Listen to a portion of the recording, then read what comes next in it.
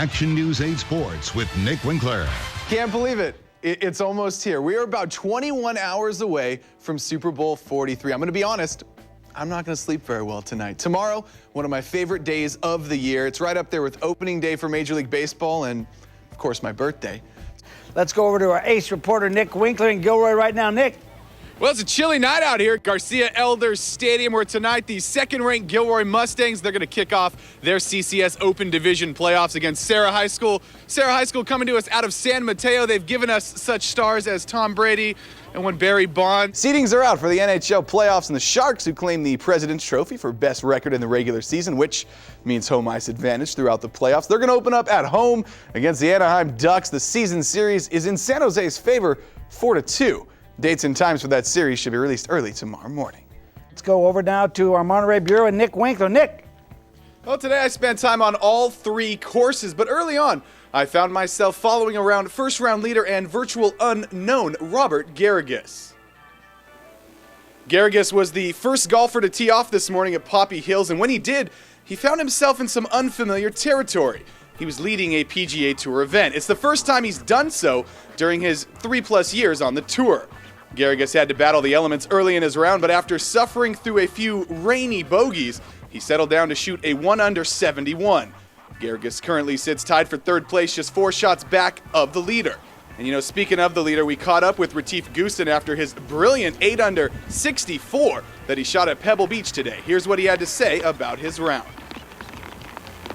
You know, I'm working on my game. I'm not driving it well, but like I said, I'm hitting some of the half shots very well into the green, and I'm putting quite nicely. And you know, if you can make some putts on these greens, you're always going to be up there. You know, the golfer to watch this weekend, in my opinion, Mike Weir. He always plays well in this tournament, probably because the courses are short and you have to be accurate, which Weir is. He currently sits 8 under par, just 4 shots back of the lead. Final round of the Arnold Palmer Invitational coming your way today right here on KSBW. Tiger Woods in the hunt. He is 5 shots back of Sean O'Haire, who is your leader. However, he's in second place, so he will be in the final group with O'Haire. That's a sports recap for you on a Sunday morning. I'll be back today at 6 and 11. The green jacket, given each year to the winner of the Masters Golf Tournament. It's a tradition that has been around since 1949. It's customary for the previous winner to slip the green jacket onto the new winner after his final hole. So the question is, who did Trevor Immelman, who won last year's Masters tournament, place the jacket on after today's final round? Well, let's find out. Augusta National Golf Club, Tiger and Phil paired together, starting 7 shots back of the leaders, so no chance, right? Not so fast. Mickelson came out hot with shots like this from behind a tree and hitting out of the rough. Mickelson just knocks it stiff. He's going to tap in for birdie. 6 birdies on the front 9, tied for the best out in Masters history. A 30 for Mickelson, but he wouldn't have the same luck on the back 9. Here we are on 12. It's a par 3. Mickelson with 9-iron in hand. He is going to come up short. I'm going to give it away. This one's going in the water. Double bogey for Mickelson, taking him out of contention. Tiger Woods, well, he played a terrific round as well after birdieing 13, 14, and 16 to pull within 1 of the lead. Woods hitting a tree after an errant tee shot. He would bogey 17 and 18, finish tied for 6th place. So let's jump ahead to the finish. Kenny Perry trying to become the oldest Masters winner at 48. This putt would do it. No. He had a 2-shot lead with 2 to play, bogeyed both holes, so we got a 3-man playoff. Perry makes his par, so does Angel Cabrera right here. So Chad Campbell, all he's got to do is make his par putt as well. They'll go to the second. Oh, Campbell not putting it down. He is done. Second playoff hole, second shot for Perry. And I got to tell you, he's probably going to think about this one for quite a while because this shot's going wide left. He leaves the door wide open for Cabrera. Angel right here with his second shot after seeing what Perry did. Cabrera, nerves of steel. He's going to stick one real close to the pin here. So all he's got to do is step up and tap it in to win the Masters.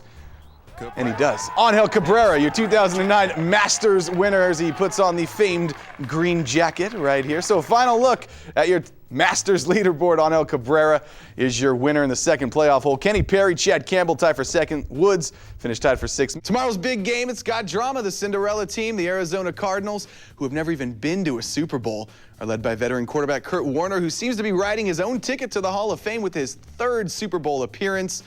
And then on the other hand, you've got the Pittsburgh Steelers, who are looking for their NFL record 6th Super Bowl win as a franchise, and their 2nd in the last 4 years. The game can be seen right here on KSBW. Kickoff scheduled for 3:28 tomorrow afternoon. Pregame coverage starts at 9 a.m. And if you can't wait that long for some football, hop online, ksbw.com, for a look at our Super Bowl 43 page, including a new interactive field goal challenge. And, speaking of football, the Hall of Fame committee announced its class of 2009 today. And it's a good one. Buffalo Bills defensive end Bruce Smith is going to join longtime Bills owner Ralph Wilson in the induction ceremony that's going to be held on August 8th in Canton, Ohio. Longtime Steeler and member of the Super Bowl 29 champion San Francisco 49ers Rod Woodson was also selected. Derek Thomas, Randall McDaniel, and Bob Hayes round out the class of 2009. A great athlete also on Gilroy tonight, of course, quarterback Jamie Jensen. He was on the show last night. Confident kid. He's going to have his hands full tonight as he's taking on this Sarah High squad that almost beat De La Salle earlier this year. De La Salle, if you don't know, one of the top high school football programs in all of California. So pretty good to almost beat that team. No interview tonight. We're going to give Coach Hammond the night off. Last time we interviewed him, they got upset by North Salinas Vikings. So we're going to give him a chance to focus, settle down, bear down, take on this Sarah High School squad. It's going to be a good one. Kickoff 7 o'clock, just a few minutes. It's going to be right behind me. If you're in the area, get on down here. An Easter Sunday night baseball from Milwaukee. First pitch of the game, Alfonso Soriano. And he's going deep to center field. And that thing's going over the wall. Already his 4th big fly of the season. Funny moment right here. This is the funny fan moment of the night. Foul ball. Check out the Cubs fan. Gets a little over anxious, falls through the gate onto the field, gets up, gets mad at the gate. He'd be all right. Don't worry about him. Tough time right here for Milwaukee pitching. That's starter Jeff Suppan walking Coy Hill. Rum comes in. He's going to walk another guy right here, forcing in another run. That's the 3rd run Suppan has walked in. Jorge Julio comes in. What does he do? Yeah, he's going to walk Derek Lee. 4 runs in the inning, all for free. The Brewers, though, not out of it. Prince Fielder up with the bases chucked full of his teammates, and he drives this thing deep to right field. This thing looks like it's getting out of here. Reed Johnson says no. He snags it. Johnson going up and over the fence to rob that thing from Fielder. Fielder, though, tipping his cap to Johnson. Gotta like that. Jump ahead to the 9th inning. Fielder's up there again as the tying run. Cubs closer Kevin Gregg blew the save last night. Not tonight.